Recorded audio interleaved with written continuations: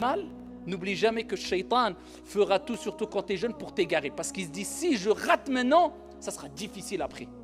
Mais si je réussis maintenant, eh bien j'aurai tout gagné parce que c'était le moment où c'était le plus facile de l'égarer. Accrochez-vous à vos études. Allez voir dans d'autres pays, qu'est-ce qui se passe? Ils font des 2 heures de marche. Ils passent par des jungles. Ce n'est pas des bobards ce que je vous raconte.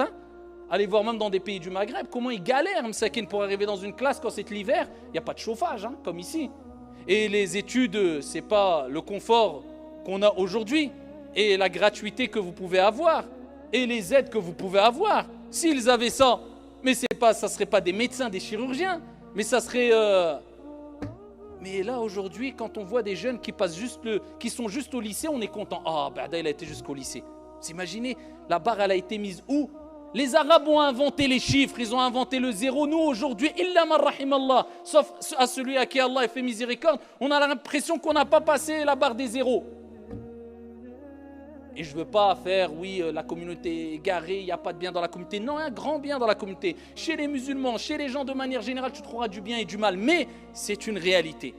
On ne met plus assez la barre haute. On ne profite plus des bienfaits que Dieu nous a donnés. À travers les études, accrochez-vous à vos études, c'est votre avenir. Vous, aujourd'hui, vous avez vos parents qui s'occupent de vous. Vous avez l'impression que ça sera toujours aussi facile. Non, demain, eh bien, vous serez confrontés à la vie. Et là, il faudra travailler, arracher un poste si tu le veux vraiment.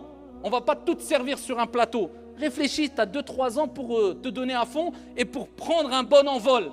Et il y aura des turbulences, c'est tout à fait normal. Mais Inch'Allah ta'ala, si tu es ferme et si tu restes droit dans tes bottes et si tu comprends qu'est-ce que c'est que les priorités, tu réussiras Inch'Allah tabaraka wa ta'ala.